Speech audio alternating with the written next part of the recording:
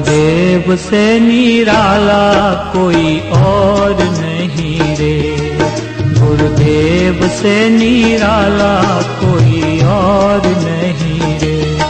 बेड़ा पार लगाने वाला, बेड़ा पार लगाने वाला कोई और नहीं रे, गुरुदेव से निराला कोई और नहीं रे, गुरुदेव से निराला कोई और नहीं रे।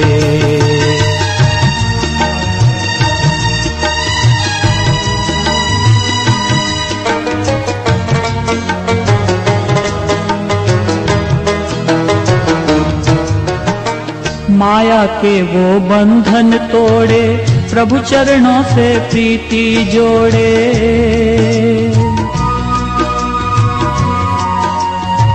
माया के वो बंधन तोड़े, प्रभु चरणों से प्रीति जोड़े।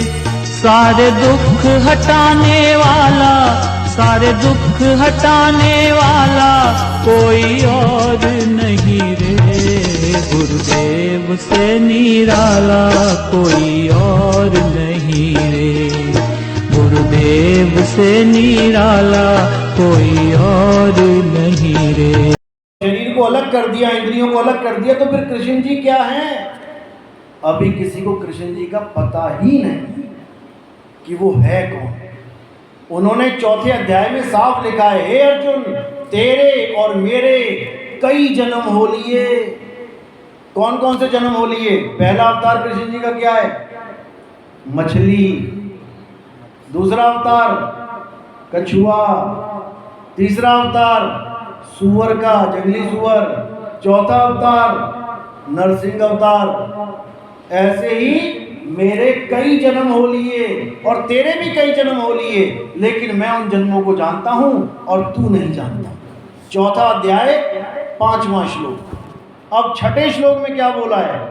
यद्यपि मैं अजन्मा हूं, मेरा कभी जन्म होता ही नहीं है। तो भाई उस श्लोक में आपने क्यों बोला कि तेरे और मेरे कई जन्म हो चुके हैं?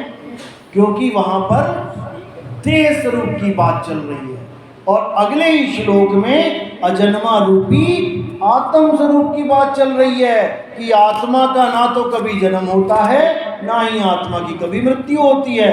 हे अर्जुन तू और मैं आत्मा है। अब जो विवेकी नहीं है, जो ज्ञानी नहीं है, वो उस रूप को मान के बैठ गया है जिसके जन्म होते हैं। कोई मछली की पूजा कर रहा है, कोई कछुए की पूजा कर रहा है, कोई नरसिंह अवतार के मंदिर बना दिए उसकी पूजा कर रहा है, जबकि ये इंद्रियां हैं, ये सब इंद्रियों की पूजा कर रहे हैं। ये कृष्ण जी की पूजा नहीं कर पा रहे। कृष्ण जी की पूजा कब करेंगे? जब उनको शरीर मानना बंद कर दोगे। शरीर कपड़े हैं, तुमने कृष्ण जी की जगह कृष्ण जी के कपड़ों की पूजा कर दी सारी उम्र। जब तक हम कृष्ण जी को कपड़ा मान के बैठे हैं, तब तक हम भी मुक्त नहीं हो सकते।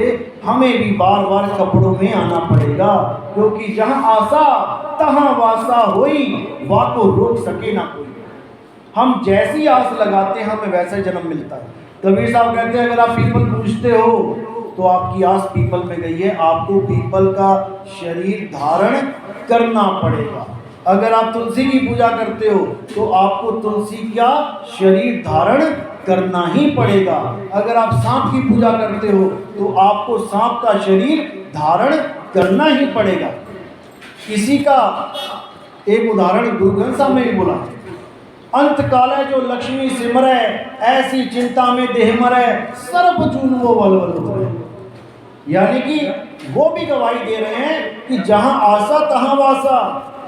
अंत काले जो लड़का सिमरै, ऐसी चिंता में देह मरै, सोकर जन्म वो वलवल उतरै।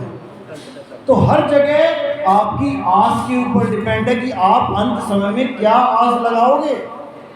अगर आप अपने आप को शरीर मानते रहोगे तो अंत समय में आप अपने शरीर की ही आस लगाओगे। डॉक्टर से क्या कहोगे? डॉक्टर साहब मुझे बचा दो, सारी उम्र की दौलत ले लो, जो मैंने ठगियां मारी, लोगों के गले काटे, मैंने इकट्ठा किया माल मसाला सारा, वो सारा ले जाओ, लेकिन मुझे जीवित रखो, मुझे मरने मत देना। अब ये जो बोल रहा है वो कौन है? ये आत्मा है जो खुद अजर अमर अविनाशी है। वो एक नाशवान डॉक्टर से, यानी नाशवान शरीर से कह रहा है कि मुझे बचा लो। जो खुद आत्मा है वो अपनी जीवन की दुहाई मांग रही है, और वो असल में जिंदा रखना किसको चाहती है? इस शरीर को, जो वो है नहीं। जो वो है नहीं उसको जिंदा रखना चाहती है, और जो वो है उसको वो जानता नहीं। वरना कभी ना कहता कि मुझे बचा लो। अरे तुझे मार कौन सकता है? कोई नहीं मार सकता। बस यही अज्ञान है, अपने आप को शरीर मान के बैठे हैं, इसलिए बार बार गर्भ जून में आ रहे हैं। जिस दिन अपने आप को आत्मा जान लिया, अब तुम्हारा जन्म मरण खत्म हो जाएगा। अब तुम्हें किसी शरीर की, गर्भ की जरूरत नहीं है। क्योंकि जब तक हम अपने आप को शरीर मानेंगे, हमारा कर्ता भाव खत्म नहीं हो सकता। और जब हम अपने आप को आत्मा जान लेंगे तो हम कुछ कर ही नहीं सकते। जब तक तुम सोच रहे हो मैं एक आदमी हूं, तब तक तुम सारी दुनिया का कारभार अपने सिर पे लाद के घूम रहे हो। मैं ये कर दिया, मैंने वो कर दिया, मैं ये कर दूंगा, मैं वो कर दूंगा। जब तक तुम्हारा कर्ता भाव खत्म नहीं हुआ, तब तक तुम्हें मुक्ति नहीं मिल सकती। गुरु ग्रंथ साहब क्या कह रहा है? जब लग जानू मैं हूं करता, तब लग गर्भ जून में फिरता। जब तक तुम अपने आप को कर्ता मान के बैठे हो कि ये मोबाइल उठाया, किसने उठाया? तुम कहो मैंने उठाया, तुम फंस गए चक्कर में। ये किसने उठाया? हाथ ने उठाया, इंद्री ने उठाया, 5 तत्वों ने उठाया, मन और माया ने मिलके उठाया। तुमने कैसे उठा लिया? तुम नहीं उठा सकते। लेकिन जब तक तुम जान नहीं रहे हो कि ये मैंने नहीं उठाया, तब तक तुम बरी नहीं होगे, क्योंकि तुमने सारे केस अपने ऊपर लगवा लिए। अंत समय में तुम्हें तुम्हारी फिल्म दिखा दी जाएगी कि तुमने क्या क्या किया, और अपना स्वरूप ना जानने के कारण तुम खुद हामी भरोगे कि हाँ जी मैंने यही किया, हाँ जी ये भी मैंने किया। अब तुमने किया, तुम बने करता, अब भोगो। जब लग जानू मैं हूं करता, तब लग गर्भ जून में फिरता। बस यही कारण है गर्भ जून में जाने का, क्योंकि तुम कर्ता बने बैठे हो। अब जब तुमने अपना स्वरूप बदल दिया, सीसीटीवी कैमरा में तुम्हारी सारी रिकॉर्डिंग हो गई, माना किसी सरदार जी की रिकॉर्डिंग हो गई, पगड़ी पहन के और लाल पीले कपड़े पहन के। अब सरदार जी को पता लग गया कि भाई रिकॉर्डिंग हो गई, अब वो क्या करे? बस अपना स्वरूप बदल ले, पगड़ी हटा ले, कपड़े बदल ले, सब कुछ बदल लिया। अब वो आराम से निकल जाएगा और उसको कोई पहचान नहीं पाएगा। क्यों? वो जिस चीज़ को देख रहे थे वो चीज़ बदल गई। तो एक है शरीर स्वरूप, एक है आत्म स्वरूप। जब जमदूत आएंगे पकड़ेंगे, किसको पकड़ेंगे? शरीर को कि आत्मा को? और तुम शरीर हो नहीं तो तुम्हें पकड़ा क्या किसी ने? नहीं पकड़ा। बस इसी को समझना है। साहिब कह रहे हैं जैसे स्वान कांच मंदिर में भ्रमते भूख मरे हो, कहे कबीर नलनी के सुगना, तोहे कौन पकड़े हो? तुम्हें कोई पकड़ ही नहीं सकता। कौन पकड़ेगा तुम्हें? लेकिन तुम्हें अपना स्वरूप ही नहीं पता, तो तुम बच के निकल भी नहीं सकते। इसलिए तुम्हें ऐसा गुरु चाहिए जो तुम्हें मंत्र ना जपवा दे, तुम्हें जपी तपी सन्यासी ना बना दे, तुम्हें आत्मज्ञानी बना दे। आत्मज्ञानी का मतलब मुझे मेरा स्वरूप पता होना चाहिए कि मैं हूं क्या, और तुम अपने स्वरूप में स्थित हो जाओ। हिला नहीं सकता तुम्हें। शरीर घसीट लेगा, आत्मा थोड़ी नहीं घसीट सकता। आत्मा को तो कोई शस्त्र काट नहीं सकता, अग्नि जला नहीं सकती, तो कौन सा नरक की अग्नि तुम्हें जलाएगी? जब तक तुम शरीर मान रहे हो अपने आप को, तब तक तुम जलोगे, कड़ाओं में भी तलाया जाएगा तुम्हें। लेकिन जब तुम आत्मा में स्थित हो जाओगे, जैसे कछुआ जब चलता है और उसको कोई खतरा आ जाए तो वो कहाँ भागता है? जमीन में घुसेगा कि हवा में उड़ेगा कि पेड़ पे चढ़ेगा? वो अपने में ही समा जाता है। और तुमने भी अपने में समा जाना है। तुम्हारा स्वरूप क्या है? शब्द। और सूरत क्या है? तुम्हारा ध्यान। अब उस ध्यान को तुमने कहाँ समाना है? अपने स्वरूप में। इसको बोला सूरत समाए शब्द में, और वाको काल ना खाए। बस खेल इतना सा। जिसने ये खेल समझ लिया इंसानी चूल्हे में, उसका इंसानी चूल्हा सफल हो गया, और जिसने ये समझा नहीं, उसका इंसानी चूल्हा बर्बाद हो गया। थोड़ा अटपटा ज्ञान है, क्योंकि ये कबीर साहब का ज्ञान है, अटपट तो होगा, लेकिन जो इसको झटपट लग लेगा, साहिब कहते हैं अटपट ज्ञान कबीर का, झटपट लखा ना जाए, और जो इसको झटपट लखे तो सब खटपट मिट जाए। बस तुमने एक बात को समझना है कि यहाँ पर हमारे दो स्वरूप हैं, एक जो काया स्वरूप है, देह स्वरूप है, और एक तुम्हारा विदेह स्वरूप है। तुमने काया स्वरूप को असत्य मान के अपने विदेह स्वरूप में स्थित हो जाना है। इसी को आत्मज्ञान कहते हैं, इसी से तुम्हारा। तो आज का सत्संग यही समाप्त करते हैं, और हमारा YouTube पे चैनल है कहत कबीर सुनो भाई साधो नितिन दास। आप वो सत्संग अगर देखेंगे, समझेंगे सीरियल वाइज एक नंबर से, तो आपको हर भरम आपका टूटता जाएगा। इसमें कोई भी धार्मिक विशेषताएं नहीं है कि किसी धर्म को छोड़ के इस धर्म में आओ, या इधर का छोड़ के वहाँ चले जाओ। कहीं जाने की जरूरत नहीं है। धर्म हम सबका एक है। धर्म का मतलब क्या होता है? जो हमने धारण करना है, वही धर्म है। धर्म है हमारा मानवता, इंसानियत। जैसे अग्नि का धर्म है जलाना, पानी का धर्म है शीतल करना, ऐसे ही इंसान का धर्म है इंसानियत।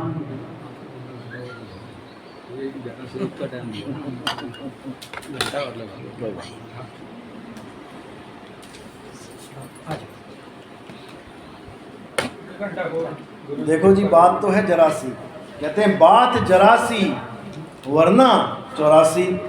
अब चाहे आधे घंटे में समझ लो, चाहे आधे दिन में समझ लो, समझनी तो एक ही बात है।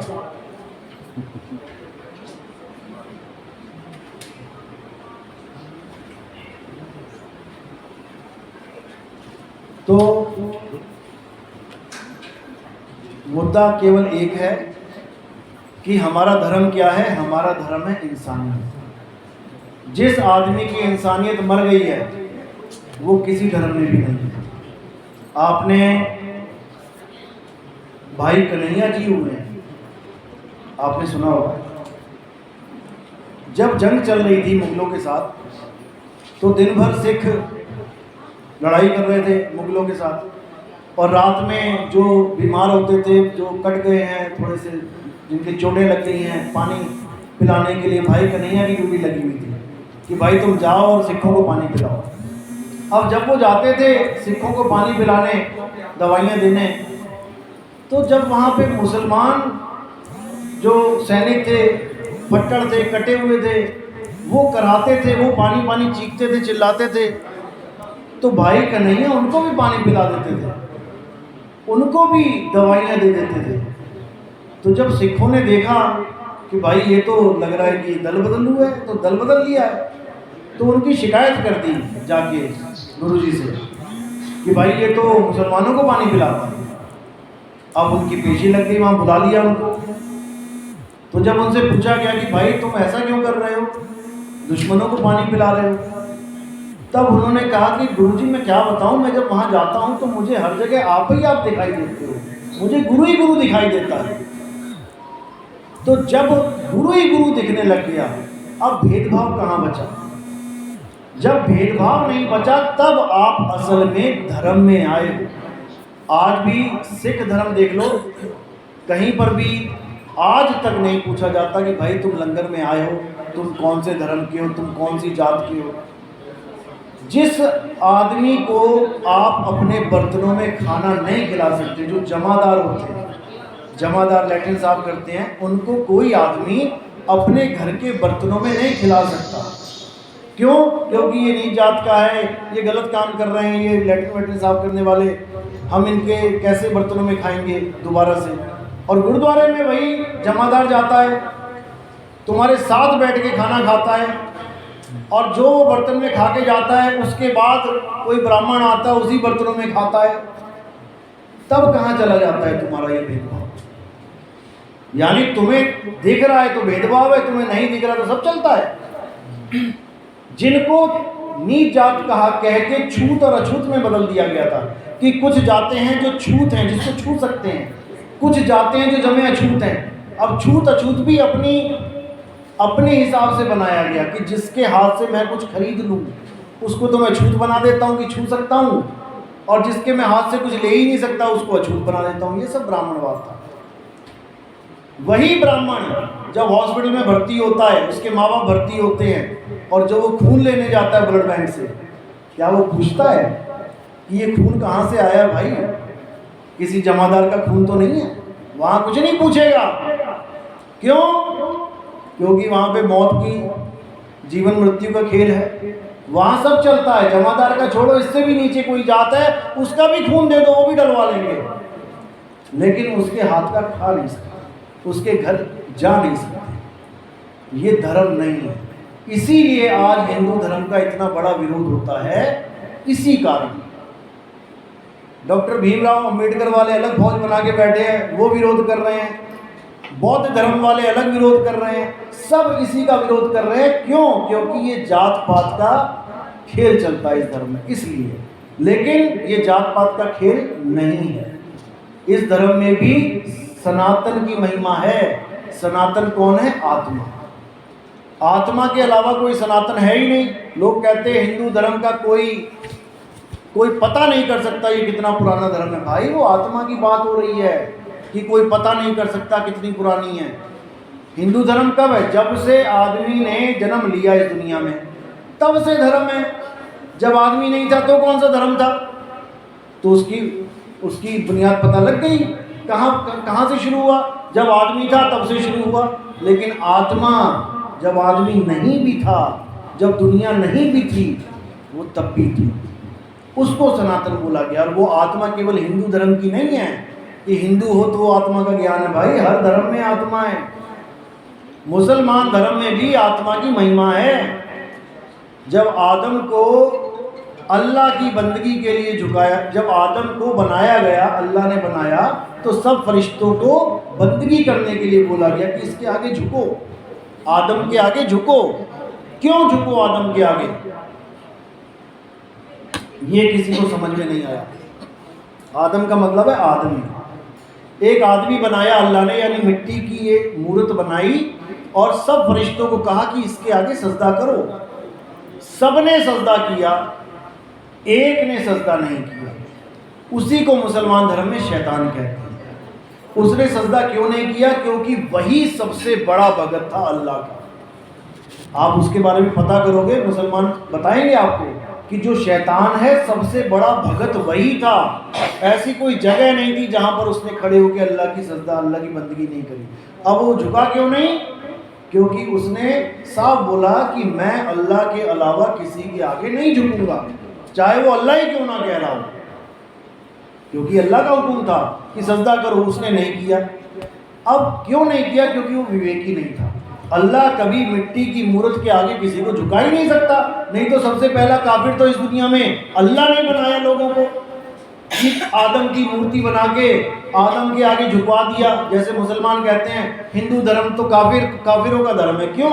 ये पत्थर की ये मूर्ति को मानते हैं। अरे भाई, तो पहला हुक्म तो अल्लाह ने दिया कि आदम के आगे झुको, फिर तो पहला काफिर इस दुनिया में अल्लाह ने बना दिया। ऐसा नहीं है। उसके पास विवेक नहीं था। अगर अल्लाह कह रहा है कि इसके आगे सजदा करो, तो इसका मतलब वहां पर कोई ऐसी चीज है जो सजदे के काबिल है। वो समझ नहीं पाया क्या चीज है सजदे के काबिल। शरीर है क्या? शरीर नहीं है। उस आदम में एक आत्म तत्व है जो उस काया को चला रहा है। एक ऐसी बिजली है जो उस काया को जिंदा करके बैठी है। उसको सजदा करने के लिए बोला गया था, लेकिन वो समझ नहीं पाया। उसने सोचा मैं किसी आदमी को सजदा कर रहा हूँ। जैसे हम गुरु साहिबान को जब पूजते हैं, जैसे हमारी भी पंथ में आरती होती है गुरुओं की, तो जो आदमी हमें शरीर करके पूजा करता है उसके पल्ले नहीं पड़ा ज्ञान, क्योंकि शरीर पूजनीय है ही नहीं। लेकिन जो आत्मा समझ के पूजता है वो असल में आत्मज्ञान है। शरीर को चलाने वाली जो ताकत है बंदगी उसकी है, साहिब है उसमें। इसलिए बोला घट घट मेरा साइया, सुनी सेज ना कोय, बलिहारी व घट की जिस घट प्रगट हो। जहां पर ये ज्ञान आ गया कि मेरा साईं कहाँ है, मेरी आत्मा में, कहते बलिहार जाते हैं उस पर, उसकी चमड़ी के तो जूते पहन लूं बना के मैं, जो ये समझ जाए कि मेरा साहिब मेरी आत्मा में है।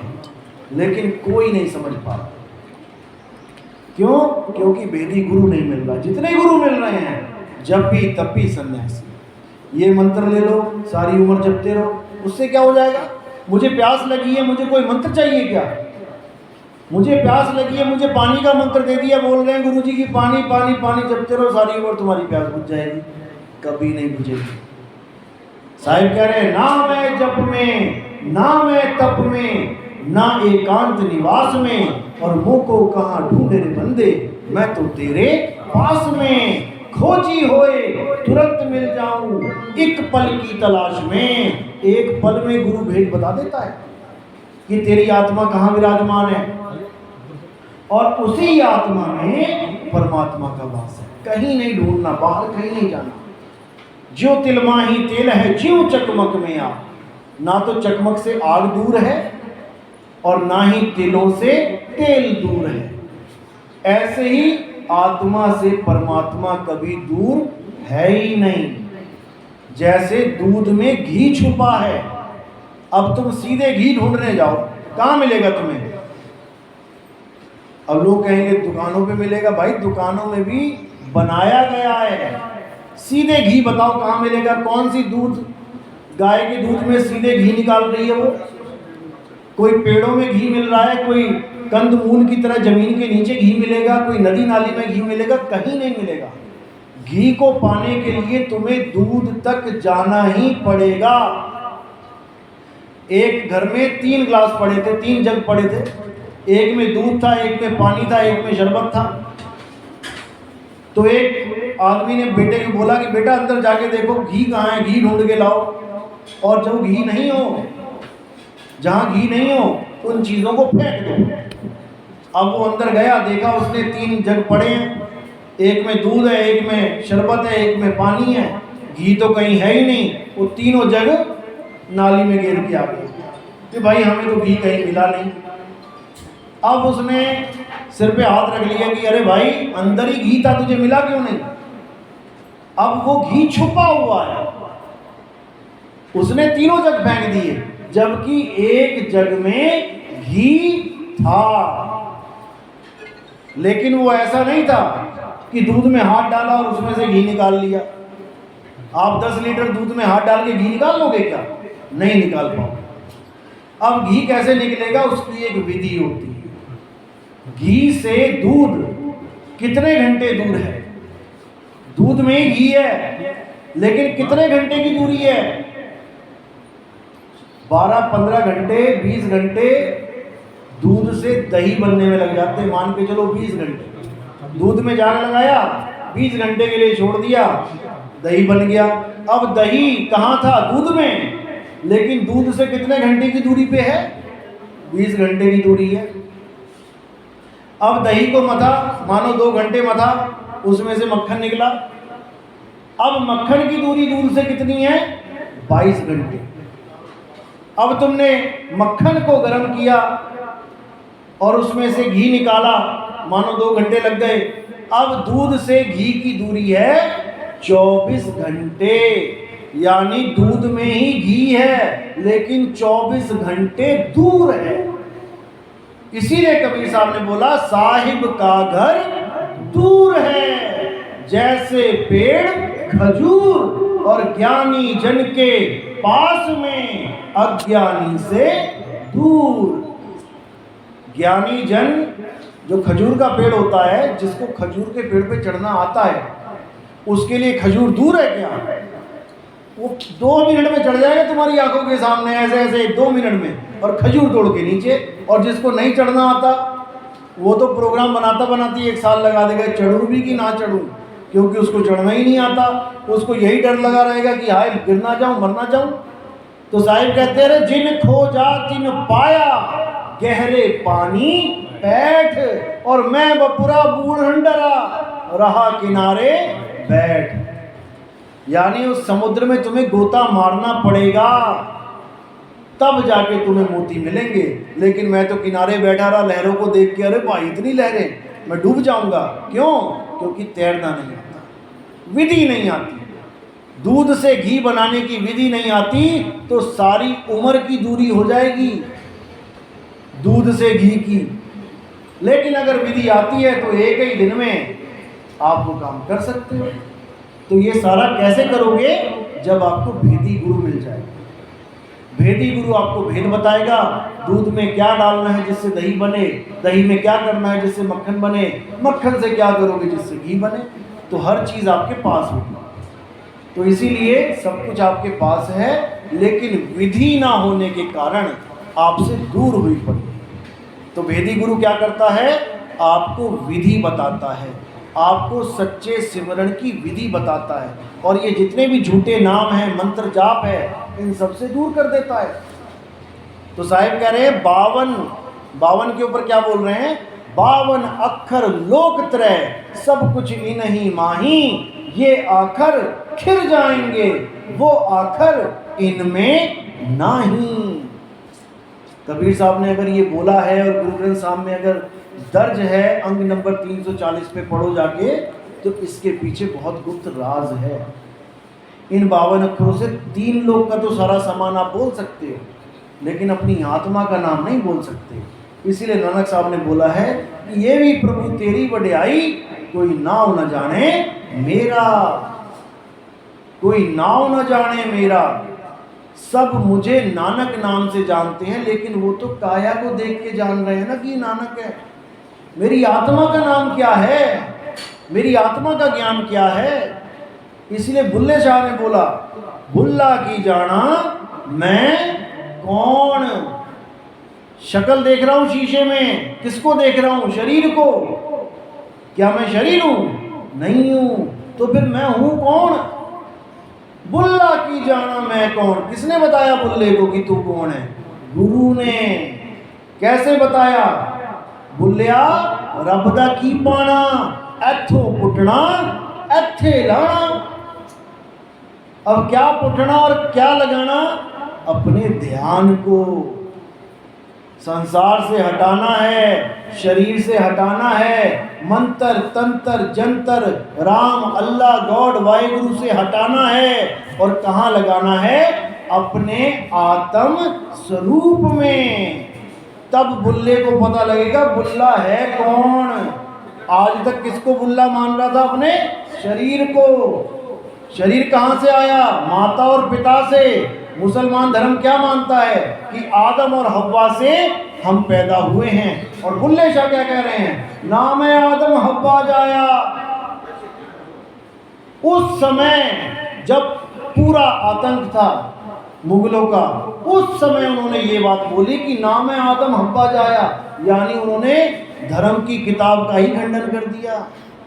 क्योंकि कुरान में लिखा है कि सब आदम और हव्वा की औलादे हैं। लेकिन बुल्ले शाह ने बिल्कुल साफ मना कर दिया, ना मैं आदम हव्वा जाया, ना मैं अपना नाम तराया। बुल्ले शाह जाना मैं कौन, बुल्ला क्या जाना मैं कौन। ये तब हुआ जब उन्होंने गुरु धारण किया और गुरु ने उनको बता दिया, बुल्ला तू आत्मा है, तुझे आदम और हव्वा क्या पैदा करेंगे? तू आत्मा है, तुझे आदम हव्वा कैसे पैदा कर सकते हैं? तू अजन्मा है। आदम हव्वा के द्वारा शरीर पैदा हो रहे हैं, आत्मा पैदा नहीं होती। आत्मा कभी किसी जन्म में किसी समय में ना तो जन्म लेती है और ना ही कभी उसकी मृत्यु होती है। जब तक ये चीज़ आपके समझ में नहीं आई, जब तक आप किसी संत का ज्ञान समझ ही नहीं सकते। जो पूर्ण संत हुआ, पूर्ण संत का मतलब होता है पूर्ण ज्ञान। और पूर्ण ज्ञान क्या है? आत्मज्ञान। बिना आत्मज्ञान के सब अधूरा है, सब आपको भ्रमित करने के लिए बना है। आत्मा के अलावा कुछ सत्य नहीं है। यही कृष्ण जी कह रहे हैं, यही गुरुग्रंथ साहब कह रहे हैं, यही वेद कह रहे हैं। न तस्य प्रतिमा अस्ति, उसकी कोई प्रतिमा नहीं है। वेदों में ये लिखा है कि जो जन्मता और मरता है वो भगवान नहीं है। अब बता दो कौन नहीं जन्मता कौन नहीं मर रहा। इनडायरेक्टली सब आत्मा की तरफ ही इशारा कर रहे हैं, डायरेक्टली भी कर रहे हैं, तब भी ना समझ पा रहे हम। तो इसीलिए धर्म क्या है? जब हमारे अंदर दया आ गई। जहां दया तहां धर्म है, जहां क्रोध तहां काल।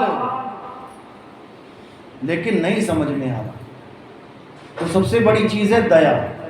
आप अगर किसी कुत्ते पे भी दया करते हो तो आप एक धार्मिक आदमी हो, और अगर आप मुर्गी को मार के खा जाते हो तो आप अधर्मी हो। आपके अंदर कहाँ दया है? अरे बकरी पाती खात है ताकि काटी खाल, और जो नर बकरी खाते हैं उनका होगा क्या हाल। किसी ने भी नहीं कहा कि तुम जीवों को खाओ, हमेशा यही बोला कि जीवों पे दया करो। जब हम परमात्मा से दया की भीख मांगते हैं तो वो जीव भी तो हमसे दया की भीख मांग रहा है। तो हम उसको दया नहीं दे रहे तो परमात्मा हमें क्या दया देगा? भूल जाओ, जो करोगे सो भरोगे। ये बिल्कुल सटीक फार्मूला है इस दुनिया का, और इस फार्मूले पे ही सारे चलते हैं। इस फार्मूले से कोई नहीं बच सकता। राम कृष्ण हनुमान भी नहीं बचे। विष्णु जी ने नारद जी को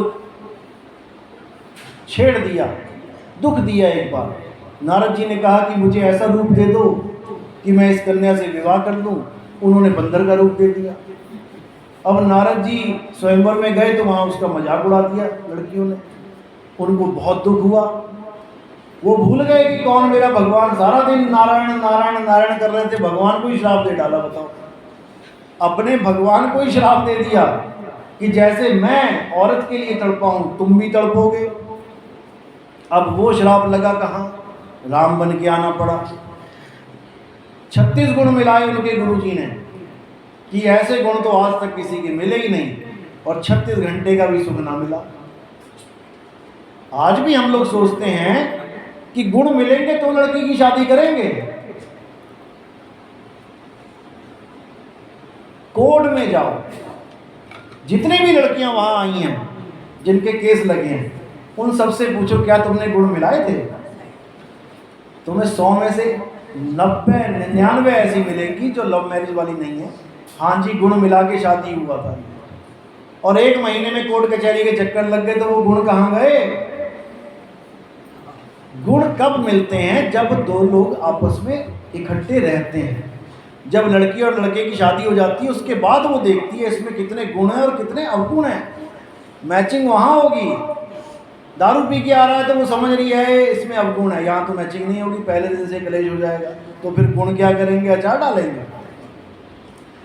एक छोटी सी कंपनी कुछ भी बनाती है, वो एक वारंटी कार्ड देती है कि भाई अगर 1 साल तक इसमें कोई दिक्कत आती है, प्रेस ले जाओ, बल्ब ले जाओ, CFL ये ले जाओ, वो ले जाओ, स्टेबलाइजर ले जाओ, 1 साल के अंदर कोई दिक्कत आती है तो आप आ जाना, या तो पैसे रिटर्न हो जाएंगे या फिर आपको चीज़ वापस दे देंगे, नहीं दे देंगे।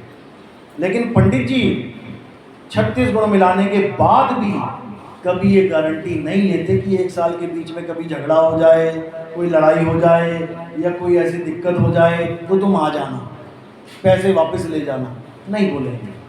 क्योंकि उन्हें अपनी विद्या पर ही पूर्ण विश्वास नहीं है, वरना वो छाती ठोक के कहते हैं।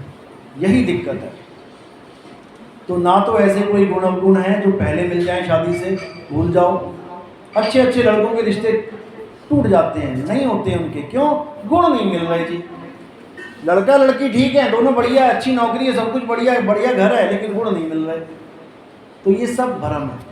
अब क्रियाक्रम का लगा लो, बिना क्रियाक्रम की मुक्ति नहीं मिलती। इस क्रियाक्रम के चक्कर में लोगों ने इतनी तबाही मचाई आप सोच नहीं सकते। कितनी लड़कियों को मौत के घाट उतार दिया गया, पैदा होते ही, पैदा होने से पहले भी, केवल एक लड़के के चक्कर में। क्यों? ब्राह्मण ने कह दिया कि जिसका अंतिम संस्कार नहीं होगा वो भटकेगा भूत पर। अब अंतिम संस्कार लड़कियां कर नहीं सकती हिंदू धर्म में, कोई लड़की आग नहीं देती। लड़का आग देगा अब उस एक लड़के के चक्कर में अगर 5 लड़कियां हुई हैं तो फिर गला ही घुटेगा, नहीं तो 5 की फौज कौन पालेगा एक लड़के के चक्कर में। और कबीर साहब क्या कह रहे हैं, ना मैं क्रिया कर्म में रहता, मैं क्रिया कर्म में भी नहीं रहता। कोई भूल जाए कि अगर मेरे शरीर का क्रियाक्रम होगा तो मैं मुक्त होऊंगा, नहीं तो मैं भूत बन के भटकूंगा, ऐसा नहीं है।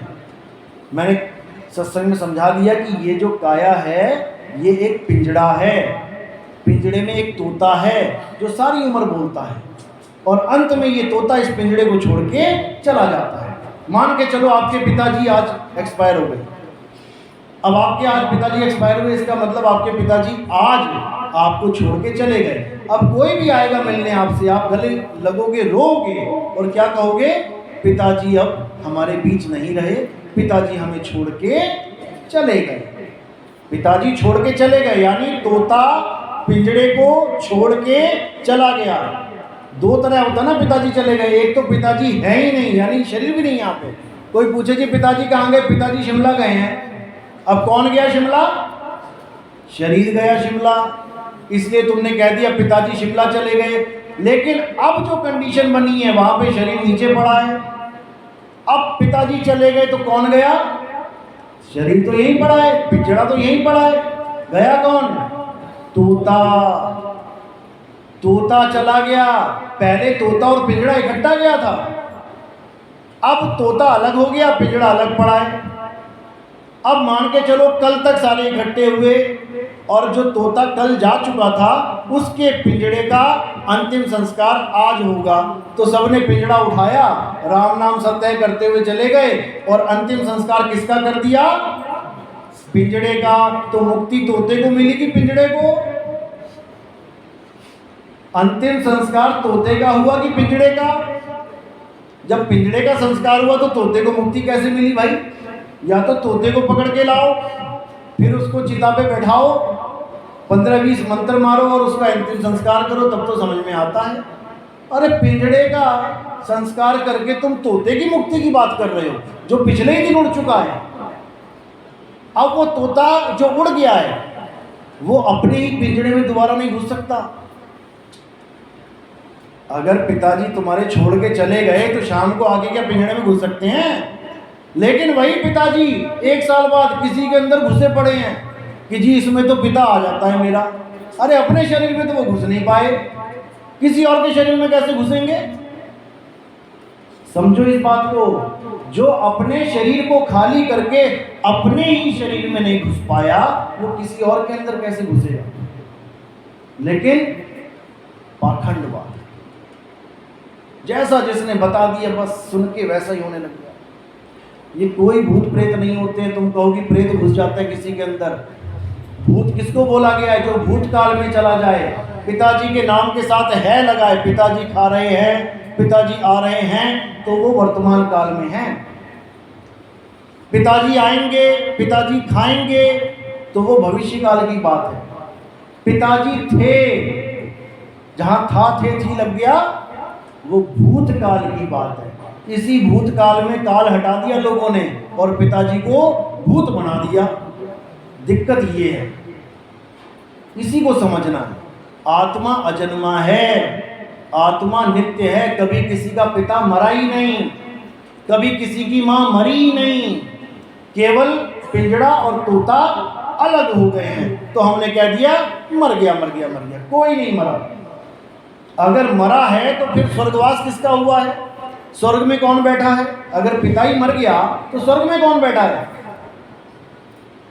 इसीलिए कबीर साहब ने बोला कि पानी में पानी मिला और मिला पौन में पौन, और मैं तो से पूछूं पंडिता इनमें मरा कौन। शरीर तो पहले ही मरा हुआ है, क्योंकि 5 तत्व हैं, जड़ तत्व मरे ही हुए हैं। अब इन जड़ तत्वों को मिला के जो शरीर बन गया है उसको चेतना कौन दे रहा है, उसको जीवित कौन करके रखे है, अविनाशी आत्मा। तो शरीर तो पहले ही मरा हुआ है, वो क्या मरेगा, और जो आत्मा है वो अविनाशी है, उसको कौन मारेगा। तो मरा कौन, कोई भी नहीं मरा। 5 तत्वों में विलीन हो गए और आत्मा अजर अमर अविनाशी है, किसी की मृत्यु नहीं। यही भरमजाल है, इसी मौत के नाम का पूरा ड्रामा चलता है। और पूरा बिजनेस चलता है।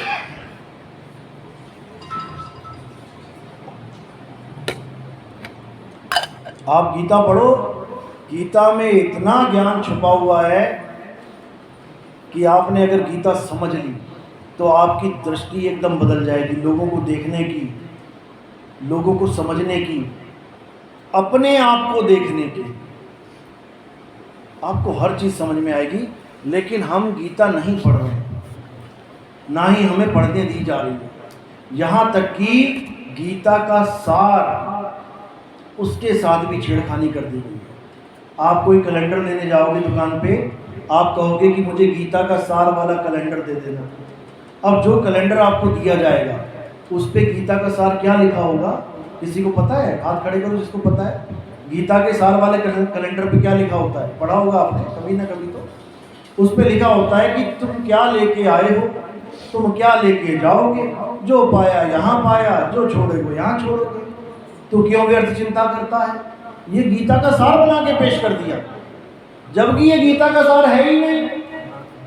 ये तो एक आम आदमी भी ज्ञान दे सकता है आपको कि तू क्या लेके आया है, तू क्या लेके जाएगा, ये तो बच्चा बच्चा बोल दे। ये गीता का सार नहीं है। गीता का सार क्या है? गीता में 18 अध्याय हैं, हर अध्याय का एक अपना नाम है। उन नामों में से आप जब देखोगे, पढ़ोगे 18 नाम, तो आपको गीता का अध्याय नंबर 2, उसका नाम क्या है?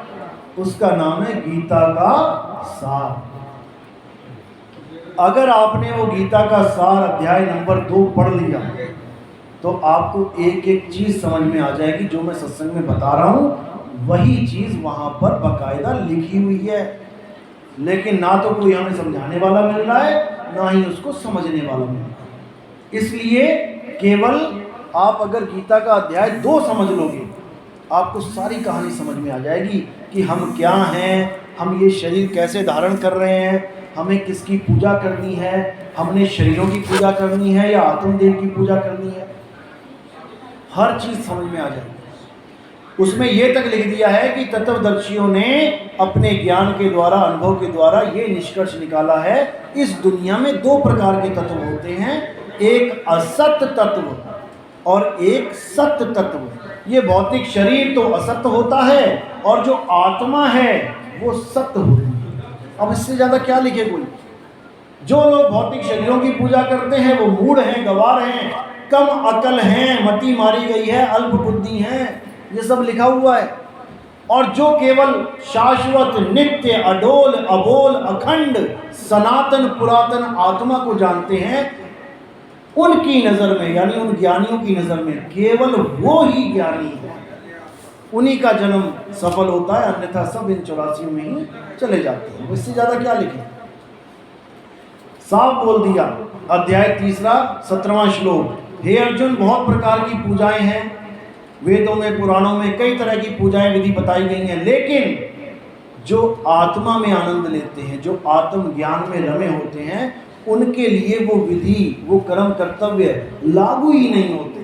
उनको किसी मंदिर में जाने की जरूरत नहीं, उनको कोई बेल पत्थर चढ़ाने की जरूरत नहीं, उनको किसी शिवलिंग पे दूध चढ़ाने की जरूरत नहीं, उनको किसी तीर्थ में जाने की जरूरत नहीं। चारों धाम उसकी अपनी आत्मा में हो जाते हैं। अध्याय 3 17वां श्लोक। 18वां श्लोक क्या कहता है? जो लोग अपने आत्म स्वरूप को प्राप्त कर लेते हैं, जो स्वरूप सिद्ध हो जाते हैं, वो किसी अन्य जीव पर निर्भर भी नहीं रह जाते। यानी उन्हें कोई और चाहिए ही नहीं, ना कोई राम, ना कोई कृष्ण, ना कोई हनुमान, ना कोई कबीर, ना कोई नानक साहब, कुछ नहीं चाहिए उन्हें, क्योंकि उनका परमात्मा उनकी आत्मा में प्रकट हो चुका है, वो स्वरूप सिद्ध हो चुके हैं। अध्याय 4 34वां श्लोक। अगर तुम सत्य को जानना चाहते हो अर्जुन, तो तुम ऐसे गुरु की शरण में जाओ जिसने अपने स्वरूप को जान लिया है। जो जानता है कि मैं शरीर नहीं, मैं एक आत्मा हूँ, वही तुम्हें तुम्हारे स्वरूप का दर्शन करा सकता है, भेद बता सकता है, अन्यथा तुम कभी सत्य को प्राप्त नहीं कर पाओगे। एक बार अपनी आत्मा को जानने के बाद तुम कभी इस भ्रम में भी नहीं आओगे कि मैं शरीर हूँ। तुम कभी सोच भी नहीं पाओगे कि तुम एक शरीर हो। यानी जिसने कभी करंट को हाथ नहीं लगाया वो इस पंखे को एक हस्ती मानेगा कि ये पंखा है, चलता है, वो दो हस्तियां नहीं मानेगा। वो पंखे को एक समझेगा कि पंखा है, चल रहा है। जैसे आप किसी से मिलते हो तो आप उसको एक मानते हो कि ये आए हैं मुझसे मिलने। जिस दिन तुम उसको दो करके समझने लग जाओगे कि ये दो आए हैं मुझसे मिलने, कौन? एक तोता, एक पिंजड़ा। ये दोनों आए हैं, ये बैठे हैं, ये दोनों बैठे हैं। पिंजड़ा भी बैठा है, तोता भी बैठा है।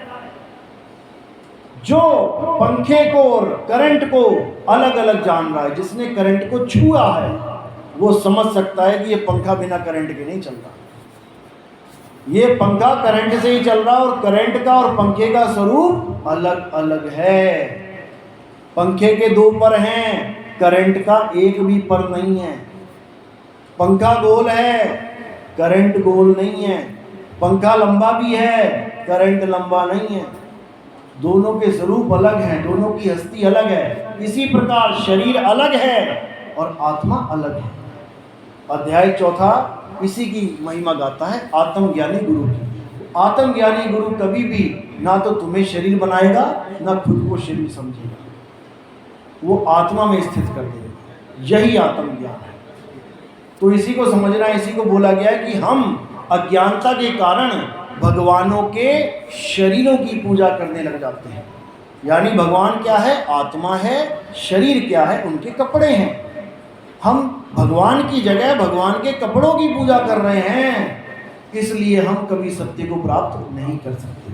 जिस दिन हमने भगवान को जान लिया, हमने कृष्ण जी को जान लिया, हमने राम जी को जान लिया, हमने शेरा वाली माता को समझ लिया कि वो क्या है, तो कभी हम कपड़ों की पूजा नहीं करेंगे, हम उसकी आत्मा को जानने की कोशिश करेंगे। करंट के नाम पे हम कभी भी ये नहीं लिखेंगे कि करंट पंखे की तरह होता है, करंट बल्ब की तरह होता है, करंट गीजर की तरह होता है, करंट रेफ्रिजरेटर की तरह होता है। कभी नहीं लिखेंगे। यानी कि हम कभी ये नहीं लिखेंगे कि भगवान आदमी है, भगवान औरत है, भगवान हाथी है, भगवान चूहा है, भगवान कोई सांप है। हम ये कभी नहीं कहेंगे। हम क्या कहेंगे? आत्मा ही परमात्मा है। तब समझ में आएगा ये। चलो, बाकी आप सत्संग सुनते रहें। यूट्यूब पे हमारा सत्संग आता है, कहत कबीर सुनो भाई साधो, नितिन दास चैनल है। वैसे तो 50 चैनल बना दिए लोगों ने मेरे नाम पे, लेकिन आप सुनो, जहाँ भी आपको वाणी समझ में आती है, अच्छी बात है, कोई ना कोई बात समझ में आए। और हमारे यहाँ कभी किसी दूसरे गुरु की वाणी नहीं सुनने का कोई मशवरा नहीं ऐसा दिया जाता। आप सबके सत्संग सुनो, जितनों के सुन सकते हो सुनो। सब काहू का लीजिए, साचा शब्द निहार, पक्षपात मत कीजिए, कहे कबीर विचार। आपकी आत्मा है, आपने कल्याण करवाना है। जितने भी संत आते हैं, हिंदू है, मुसलमान है, सिख हैं, ईसाई हैं, आप सबका ज्ञान समझो। पता नहीं किसका ज्ञान आपके समझ में आ जाए और आपका कल्याण हो जाए। इसी के साथ मैं वाणी पर विराम देता हूँ। बोलिए सतगुरु बंदीशोर सतगुरु सत्य कबीर साहिब की सदा ही जय हो। सभी संतों की सदा ही जय हो। सभी भक्तों की सदा ही जय हो। साहिब बंदगी सत्य।